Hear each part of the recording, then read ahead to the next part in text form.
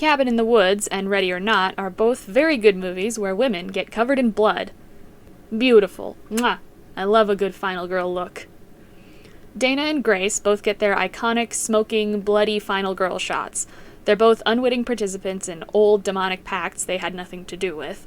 They both fight hard to survive and resist the system and people that want them to suffer. Grace survives her movie, though, and Dana dies. Well, everyone dies in Cabin in the Woods, but still, worth noting. Overall, these movies have notable similarities and differences, and something I find particularly interesting is what they both have to say about the worth of a life. So what I'm going to do is compare and contrast these movies, both in setup and theme, because I think they're both great, and it'll be interesting. Let's get started. Part 1. All of Humanity for a Life. Cabin in the Woods is a deconstruction of slasher and horror tropes that answers the question, why are traditional slashers the way that they are? With, because in-universe, these situations are manufactured by dedicated government facilities as ritual sacrifices to keep ancient dark gods at bay. You know, the obvious answer. There are rules to the ritual. The ones offered up have to be young, there have to be at least 5, they have to somewhat fit into particular archetypes and be punished and die based on particular transgressions, at the hands of whatever horror movie monstrosity they unwittingly unleash. If the ritual fails, the ancient ones will rise and the world will end. The movie's ritual scenario follows a group of students taking a weekend trip to, shocker, a cabin in the woods. We follow the slasher gang and the ritual facility, headed by Hadley and Sitterson, pretty simultaneously gaining a better understanding of how it all works as we go. The area's blocked off with a force field, so it's isolated, and it's all surveilled and manufactured, so much so that the slasher gang don't really fit their government-assigned archetypes. The athlete is a book-smart sociology major, the scholar has the best hands on the football team, the whore is pre-med, the virgin slept with her professor, and the fool is the most rational and cautious. Me? Virgin? We work with what we have. They're pushed further into their archetypes through chemical intervention to ensure the ritual's success. The slasher gang raises the Buckners, a family of redneck zombies, and the facility watches and intervenes when necessary. The whore dies first, as she's supposed to. Despite a couple snafus they overcome, the facility seemingly succeeds in killing the 3 guys and leaves the virgin, our girl Dana, to live or die at the hands of fate. Again, as she's supposed to. The virgin's death is optional, as long as it's last. Main thing is that she, suffers. That she did.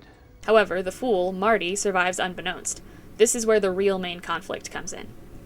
Dana and Marty have reached the same conclusion about this being a controlled scenario, and when they reunite, they make their way down into the facility. Oh, that shit we were playing with. They made us choose how we die.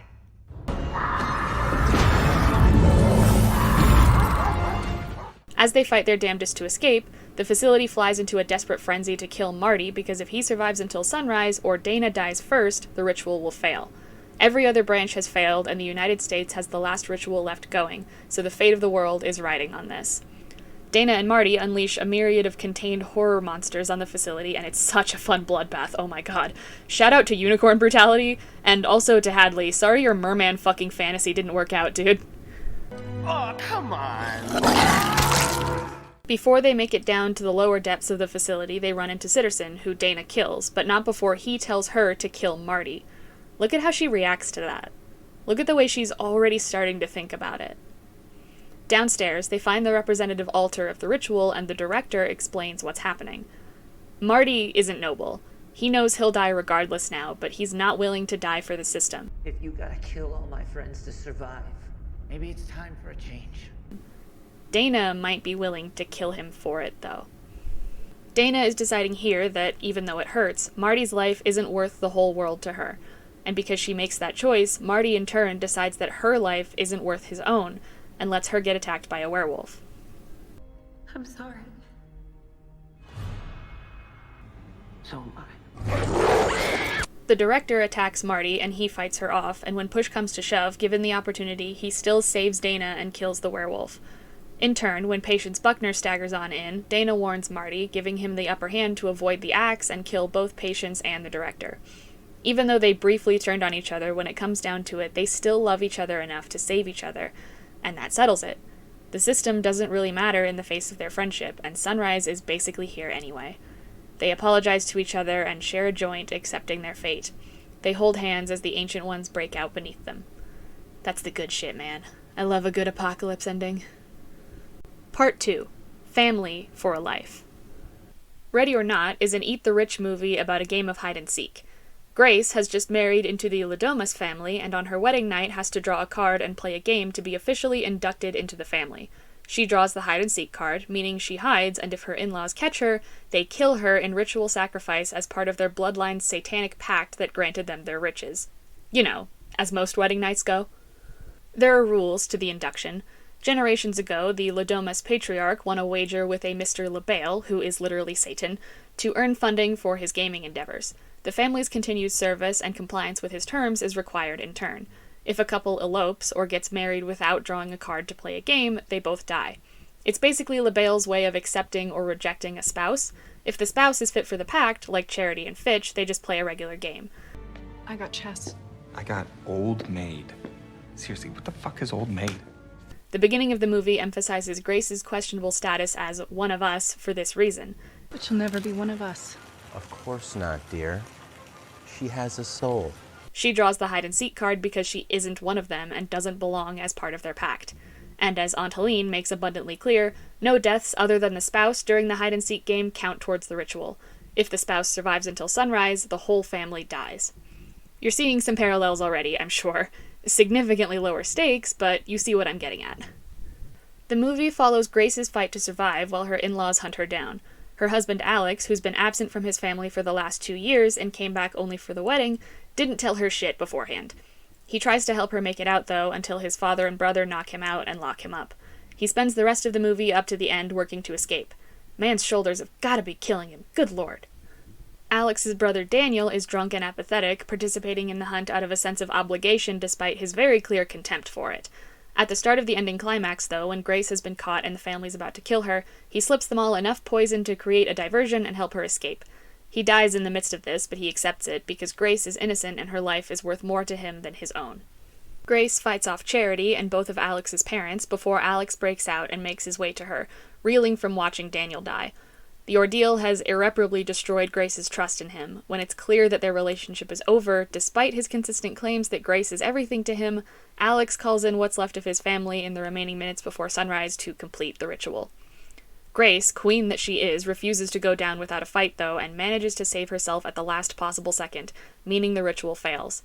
The Ladomas family literally explodes around her, and when Alex is the last left standing, he uses his final pathetic moments to beg Grace to take him back and try to convince her he's not like the others. Grace refuses, renouncing him as her family. LaBelle takes him and gives Grace a respectful nod for winning the game. Absolutely drenched in the blood of her ex and in-laws, Grace walks outside and takes a seat on the steps of the burning house, and lights a cigarette. Get that final girl shot, fuck yeah. Part 3. Compare and contrast. It's not hard to see the surface-level similarities and differences between Cabin in the Woods and Ready or Not. They both involve demonic pacts, ritual exchange of life for life, and protagonists stuck in the middle who fight their way out of it. Cabin in the Woods involves more than one person on the ritual chopping block and is much larger scale, higher stakes conflict, and ends with Dana and Marty destroying the representations of the system targeting them but still ultimately dying by its hands. Ready or Not is focused on one family, so the scale and stakes are lower, and ends with the system still intact, but Grace as the winner. Just below the surface, Cabin in the Woods is a self-aware genre deconstruction with elements of societal commentary, surveillance, desensitization, compliance with abusive systems, and, within the meta-genre commentary, our view and portrayal of youth. The point of the ritual is punishing the young for being young and acting young, which is exactly what the slashers this movie is examining do with their tropes. It's not at all a new take at this point. Self-aware slashers are a category all their own, but it's still a worthwhile one. As long as young people are societally demonized just for acting their age, it'll be relevant. Both movies are quirky and comedic, but Ready or Not's humor doesn't come from self-aware meta. It's a class commentary with a strong focus on familial ties. The rich family made a deal with the devil and kill innocent people to uphold what they gained from it, whether due to legitimate loyalty to the pact, loyalty to the family, or just plain fear of dying. In terms of specifically each movie's take on the worth of a life, the most important thing to examine is the characters. Both these movies do something really important for the success of a story with themes like this. They properly humanize their antagonists.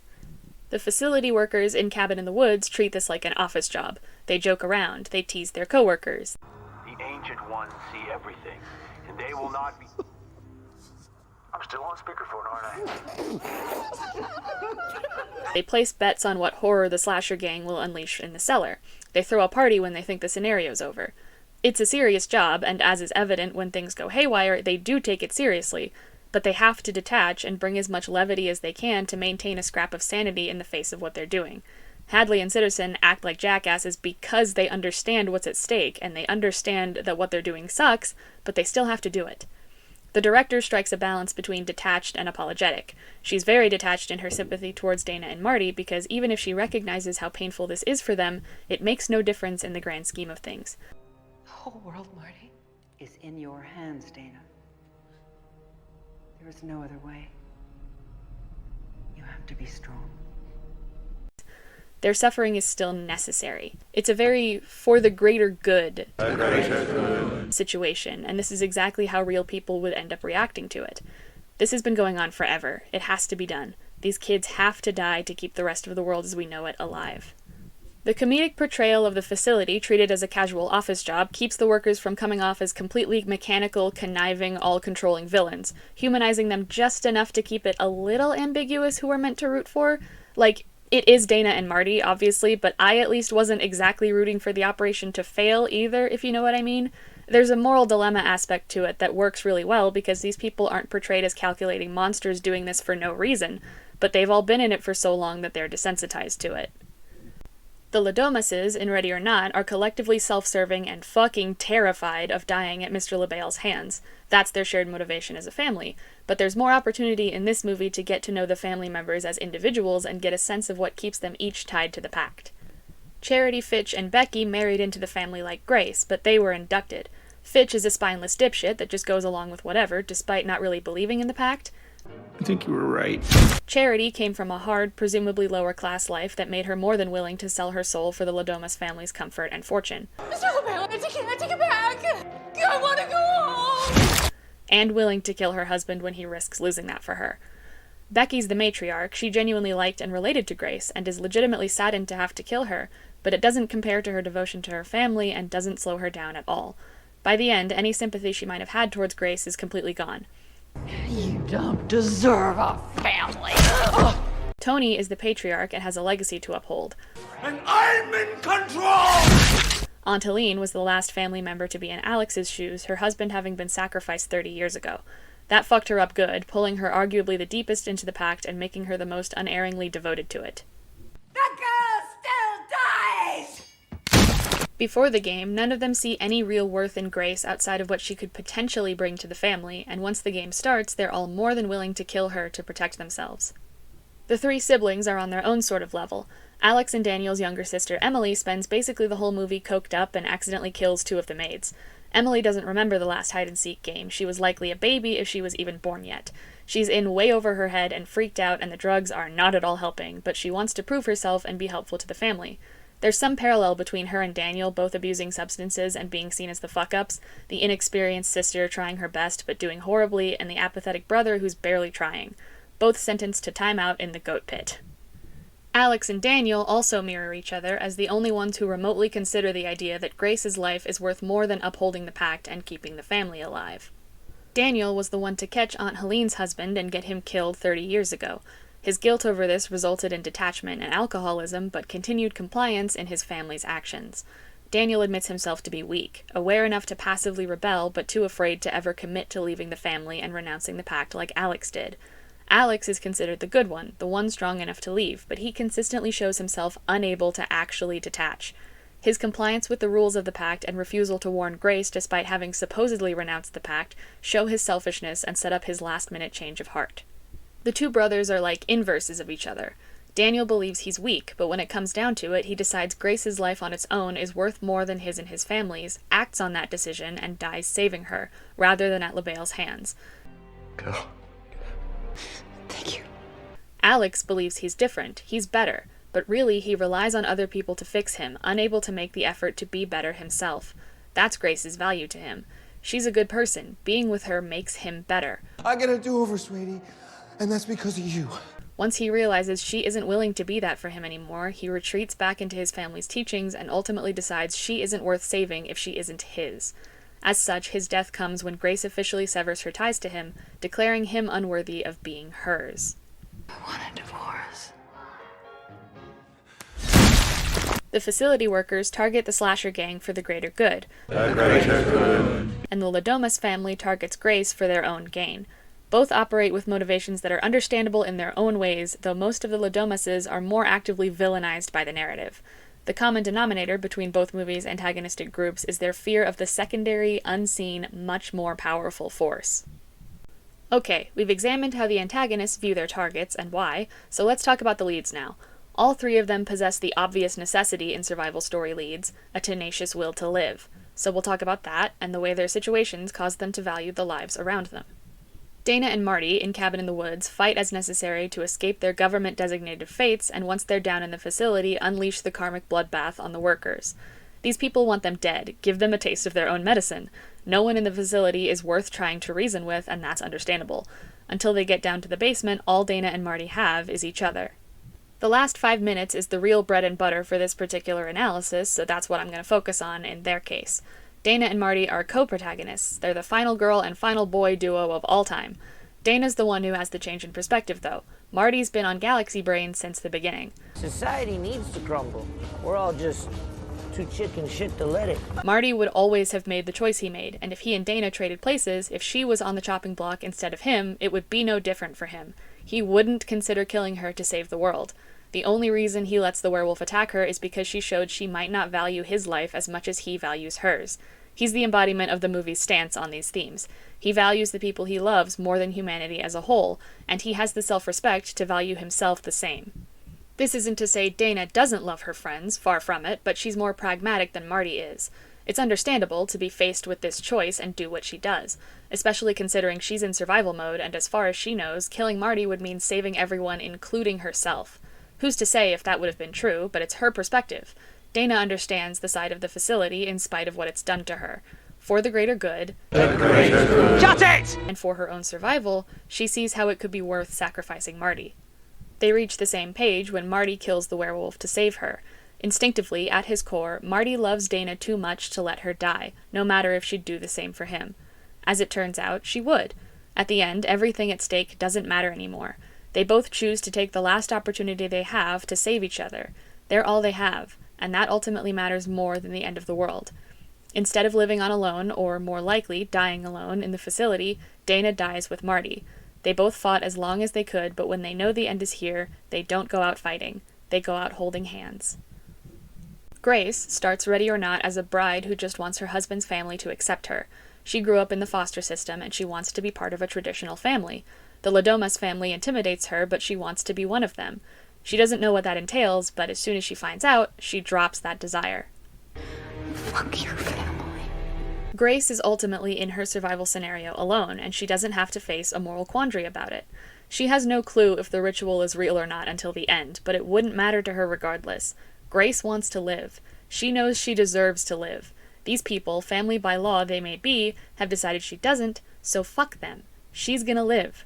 Grace's will to live is utterly unshakable. The woman pulls herself out of a rotting pit of corpses by a hole in her hand. This bit is so fucking hard to watch for me. I admire her, but I would simply die. I would die. An interesting aspect of her survival efforts includes how she interacts with the people she thinks are innocent in this, or who might help her. When she finds one of the maids hiding in the dumbwaiter, she tries to calm her down and help her out. The maid calls the family to alert them of Grace's position. In the goat pit, Grace finds Emily's son Georgie and assumes, really just on the basis that he's a kid, that he won't hurt her. He shoots her through the hand. I could go on a whole tangent about the maids and the butler and how their roles in the story reinforce the family's self-focus and contribute to the class commentary, and also about Georgie representing the cyclical nature of the family cult and how the longer this goes on, the more they forget why they're even doing it, but I don't have time for that. This is about how these two moments contribute to Grace's character. Grace being in survival mode doesn't negate her compassion, and the narrative doesn't directly punish her for trying to connect in these moments. It punishes the ones who fuck her over. Dora gets crushed by the dumbwaiter, and Georgie gets an old-fashioned knuckle sandwich, and also explodes at the end. Within the actively participating family members, the only one Grace remotely tries to reason with is Daniel. She knows her husband loves and trusts him, and she's seen enough of him to get a sense of his disconnect from the pact, so she consistently believes she can get through to him. She never fully trusts him until he proves her right, but she doesn't give up on that belief. Maybe part of it is a desperation on her part to believe someone will help her, but the total outrage she shows towards everyone else who proves unhelpful doesn't carry over to Daniel. She recognizes his disdain, and she recognizes his cowardice, and she knows it's his job to make the choice. She doesn't try to convince him of her right to live. That's not her job. She tries to convince him that he's better than this. I have to call the others. No, you don't. No, you can help me. You're a really, really, really good guy. And Alex loves you. He's not gonna forgive you if you do this. No one is gonna die. And you can do something about it. I know you'd help me. I didn't. They both know she deserves to live. Grace isn't going to argue her case because she knows it should be an easy answer. That's why she doesn't try to reason with Alex when he ultimately decides she doesn't. Grace thinks, at the start, that Alex truly values her as much as she does him. She thinks he proposed despite preferring to stay unmarried because he understands how important being part of a family is to her. Their scene in the corridor sheds early light on Alex's true colors, but it's an important character moment for Grace, too, because part of the change she goes through involves recognizing Alex's selfishness and their incompatibility. It's important that his betrayal still comes as a shock after she leaves him. She can't trust him anymore, and she has the self-respect to put her survival and comfort before their relationship, but she still believes that at his core, Alex knows she deserves to live and will help her no matter what. When she's wrong, this time down to the absolute wire with no possible outside help coming, she relies on the only physical self-defense she can manage and gains herself the few seconds she needs to win the game. She's rewarded for her tenacity by getting to watch her tormentors end just as scared as she's been all night. And when Alex might have a chance to escape death by being part of Grace's family, she asserts her self-worth and understanding that it's not her job to fix him or save him and denies him that loophole. Don't leave me, honey. Honey, I'm really sorry. I don't want to die. Neither did I, you selfish fuck. She hands him over to LaBelle just as he was willing to do to her. Self-preservation and moments of karmic justice are obvious common denominators between the final duo and Grace. The obvious big differences come from the differing stakes of their stories. Cabin in the Woods is, in part, a moral dilemma. There's no room for Dana and Marty to bother trying to reason with their tormentors because the real dilemma is Dana's to face. In Ready or Not, there's no question that Grace is the one to root for, so her actions are never challenged, and Daniel's are instead. Grace loses the family she'd hoped for, but she wins the game and survives secure in all her actions and with reinforced self-worth because she fought for her right to live. Dana and Marty dismantle the system that tormented them, but die with the rest of humanity because they fought for their right to live. Part conclusion. Okay, so what is a life worth? While I was working on this, I found a 2014 article about Cabin in the Woods, and despite it being a good 9 years later, I felt compelled to respond because I think it's relevant to my takes in this essay.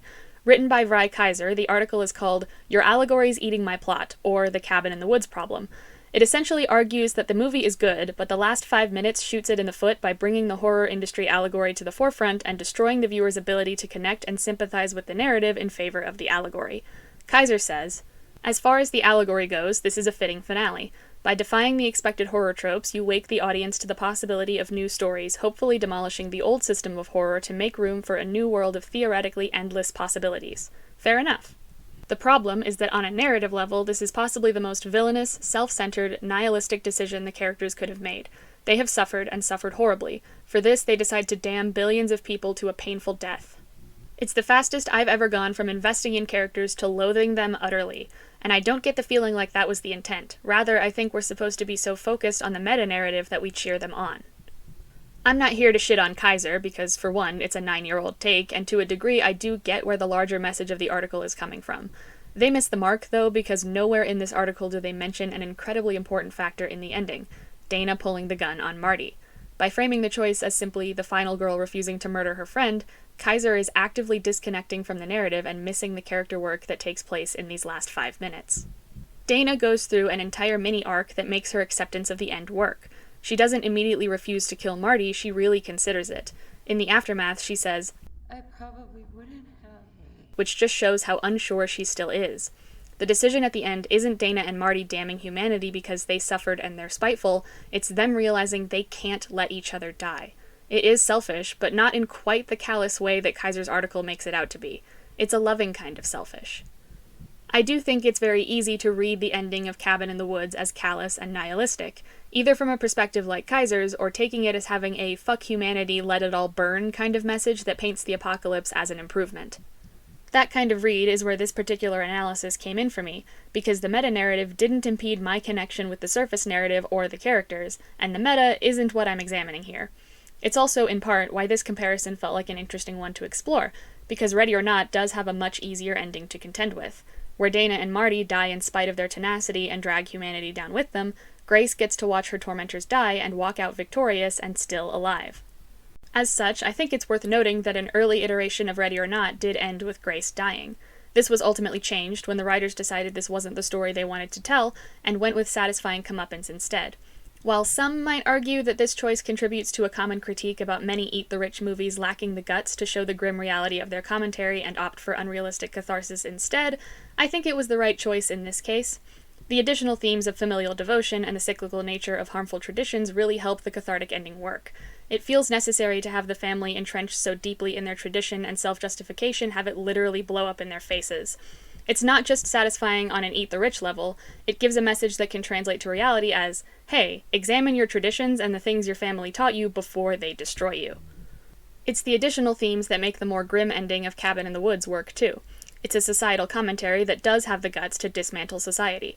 In this case, society operates under a system that can't be reformed, so taking it down inherently results in the destruction of everything. On that level, I can see the fuck humanity read, but I think it's a bit shallow and cynical and not entirely accurate.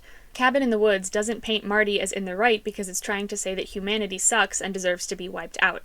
It paints Marty as in the right because he wants to live and the system he's in refuses to let him. A system like that, a society that can only function by harming its people, does deserve to crumble, not because the people in it deserve to die, but because the people in it deserve better. The ending puts forth the idea that if the only way to end the harm a system like this causes is to destroy everything, it's better to take that route than to continue complying. It's fuck society and the harm it does, and fuck being complicit in that, not fuck humanity. That's why the humanization of the facility workers is an important aspect. This movie's writers get why people end up contributing to harmful systems. It'll explain it, but it won't let it go without question. It's a trolley problem, and every year they pull the lever to sacrifice a group of innocents and keep the remainder of humanity safe. At the end, the lever's in Dana's hands. Ultimately, she and Marty agree that if this is the choice they have to make, if humanity can't continue to survive without this system, if they have to lose each other, it's better to rip the lever out from the wires and let the crash take out everyone. Ready or Not's writers also get why families fall into cycles of self-justification and use that to humanize the Ladomases just enough to make them engaging and understandable without depriving us of fun villains or justifying the torment they put Grace through. This one's much less of a trolley problem. The narrative wants us to understand the Ladomases, but not to a degree that we question whether they might be right. Both sets of antagonists face karmic justice for their actions. The Ladomases exploding is quick and cathartic, and the facility bloodbath is a fun indulgence and celebration of horror monsters. The pact still exists across what may remain of the extended family or other rich fucks who sold their souls, but the facility and the system it upheld is destroyed entirely. Because Ready or Not is about Grace winning the game and beating the system, and Cabin in the Woods is about Dana and Marty letting it crumble. Ready or Not, being a more intimate, character-driven story, ties its take on the worth of a life to Grace's initial motivation, being accepted by her in-laws. She spends the beginning of the movie trying her best to fit in and gain acceptance, but the second it becomes clear that's not something she's gonna get, she puts herself first again. Grace and Marty share a self-worth strong enough to refuse to remotely sympathize with their tormentors. They know they deserve to live, and they're willing to accept the consequences of asserting that. In Grace's case, it's losing the family she wanted, but living on secure in her understanding that she's worth it on her own.